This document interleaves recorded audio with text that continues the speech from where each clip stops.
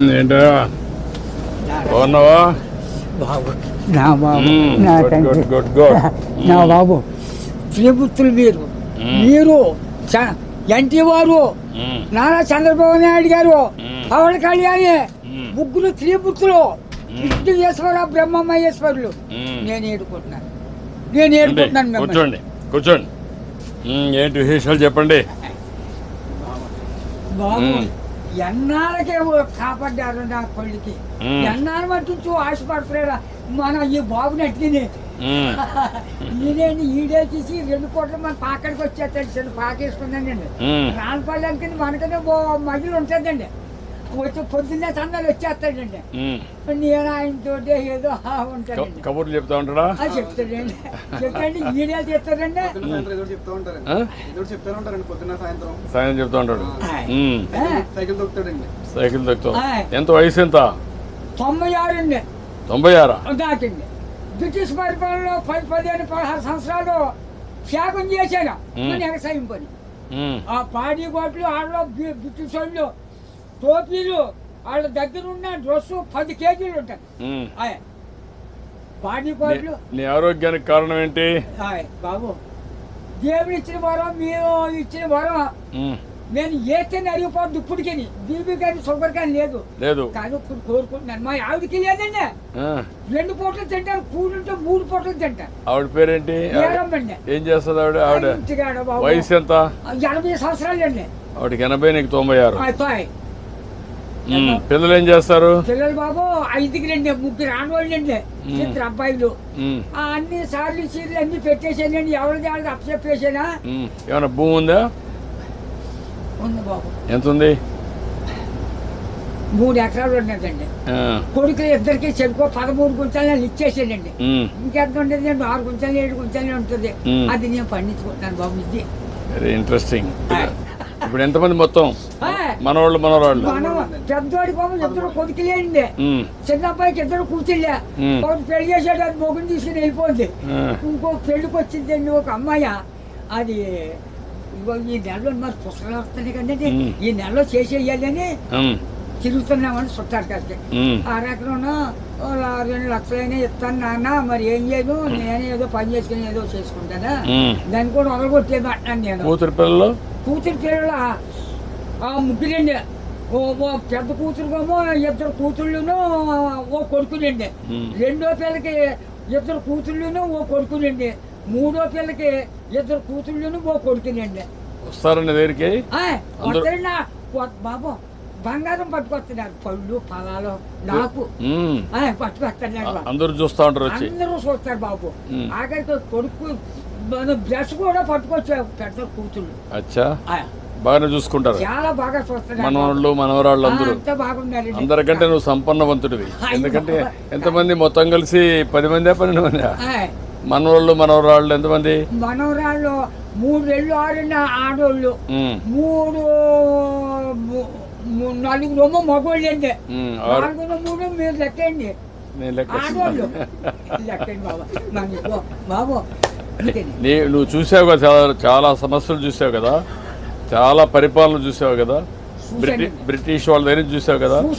ఒకప్పుడు కరెంట్ లేని పరిస్థితి కూడా చూసావు కదా. ఇప్పుడు ఇంటి మీదనే కరెంట్ తయారు చేస్తున్నారు కదా. చేస్తున్నారు మీ ఊర్లో ఇంటి మీద.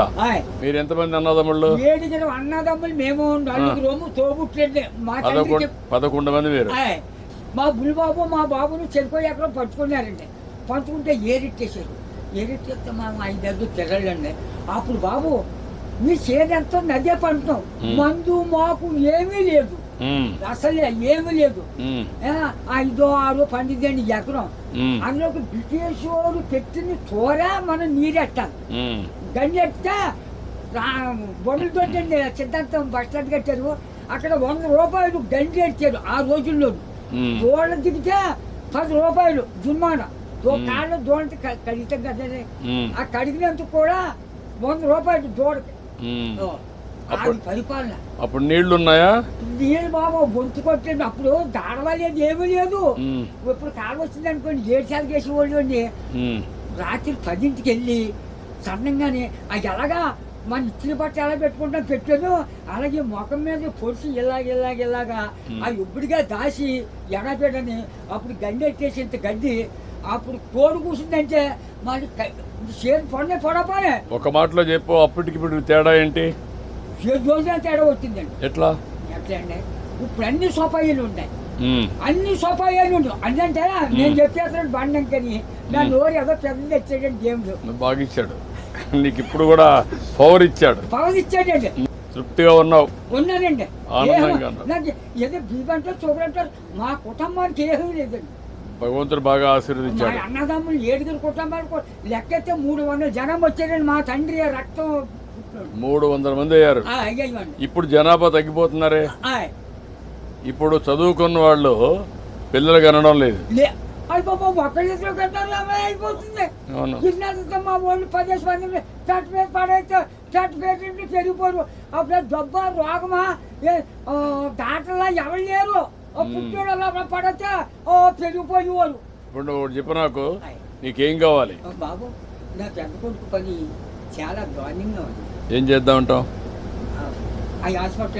హాస్పిటల్ అండి విజయవాడ. బ్లడ్ ఆగిపోయి బ్లాక్ అయిపోయింది మొత్తం. నేను పని చేస్తాను, నేను ఒకసారి చెప్పి హాస్పిటల్లో నేను మాట్లాడి అడ్రస్ ఇచ్చేసి నేను మాట్లాడి ఏం చేయాలి నేను చేస్తాను. ట్రీట్మెంట్ అవి ఏం చేయాలి చేసి ఎట్లా బాగు చేయాలో చూద్దాం. ఇంకా నీకు ఇంకేం కావాలి?